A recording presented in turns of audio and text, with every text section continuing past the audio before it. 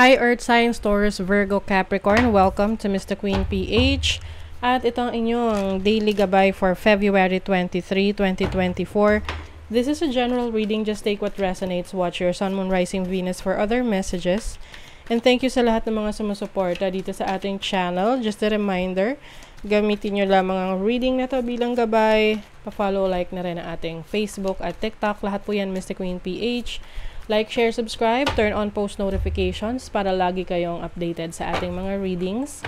And please check out my Shopee. Available ang mga protection and prosperity items, bracelets, zodiac sign bracelets, and many more. Link on the description. At kung kayo interesado sa private reading, lahat po ng information kung paano mag-book ay nasa description at sa pinned comment. Okay, Earth signs, Taurus, Virgo, Capricorn, what's up with you? Chameleon, Soul Tribe. It is safe to be seen.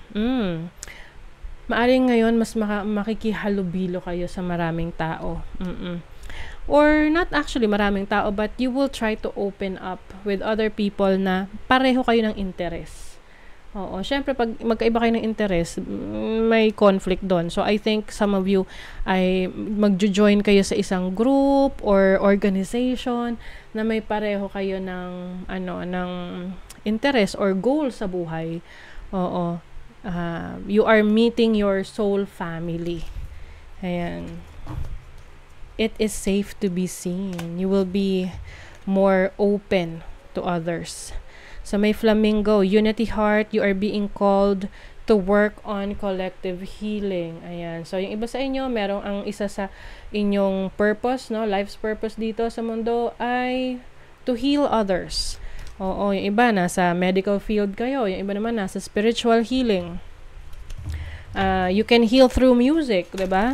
Kaya nga maraming mga very much connected sa mga music artist kasi 'di ba may sense of healing kapag napapakinggan nila yung music nung taong yun, 'di ba? Army of Life, ask for help, seek support, you are not alone. Hindi ka raw nag-iisa. Kasi siguro you will try to be a part of a group kasi itong grupo na to ay tutulong sa'yo, no? I-encourage ka. Masarap din naman kasi na yung you feel like you belong, no?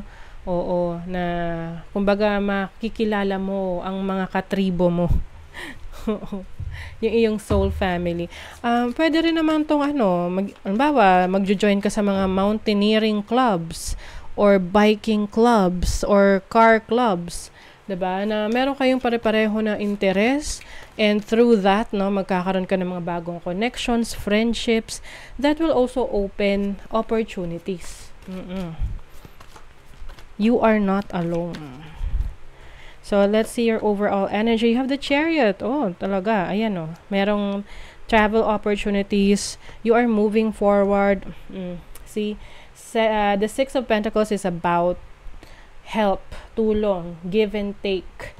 Ayan, so maaring meron kang marireceive na tulong sa mga tao na naniniwala sa iyong kakayanan. Meron kang suporta na matatanggap sa kanila.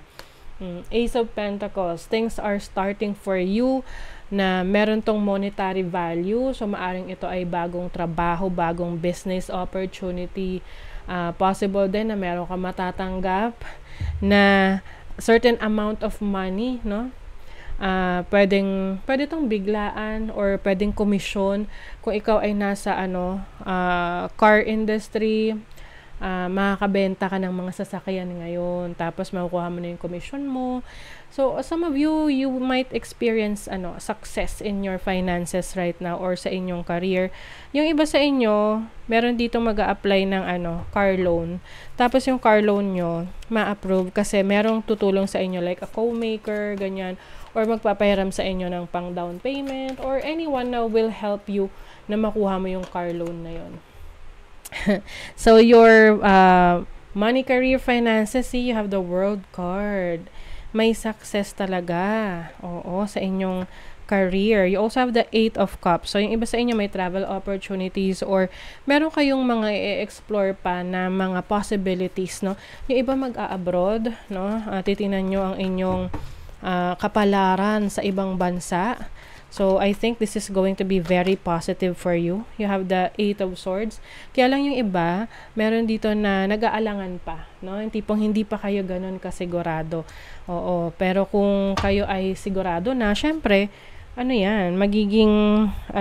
magmo-move yan, 'di ba? Magtutuloy-tuloy yan. Kasi siguro iniisip nyo yung mga bagay na maiiwanan nyo. Syempre, kapag kayo ay nag-pursue ng ibang career, o ibang trabaho, o ibang company, oh my God. Oh, Earth signs, maswerte raw kayo ngayon. So, taya-taya na kayo sa loto dyan.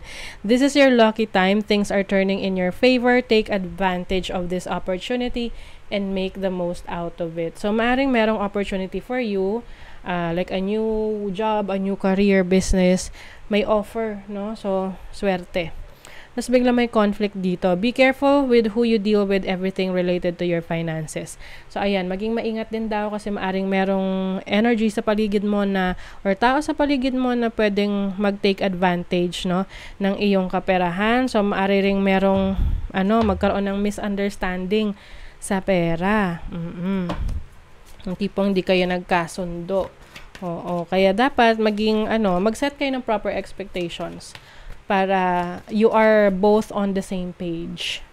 So, sa love naman, you have the High Priestess, the King of Pentacles, and the Wheel of Fortune.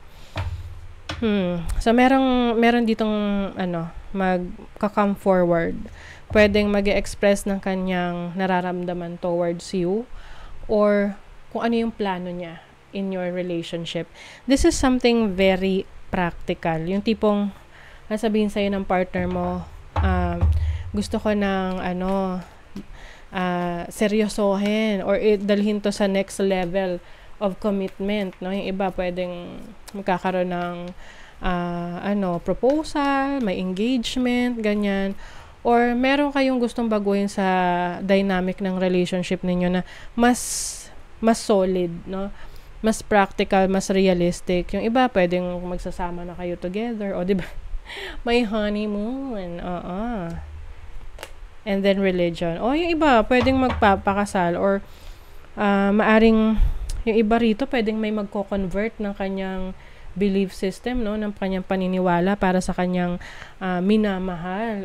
Magko-convert ng kanyang religion. As long as pareho kayo ng paniniwala or you respect each other's beliefs, it doesn't matter, no? Ang importante is you are united, buo kayo, no? Sa mga goals ninyo. And definitely there is going to be success in your relationship. Meron din ditong parang mag-open up na kanyang feelings na matagal na niyang matagal na niya kinikimkim, hindi niya sinasabi. So, maaring yung iba sa inyo, magugulat na lang kayo na merong mag-open up ng kanyang nararamdaman. Okay? So, that is your reading, Earth Signs. Thank you so much. Bye!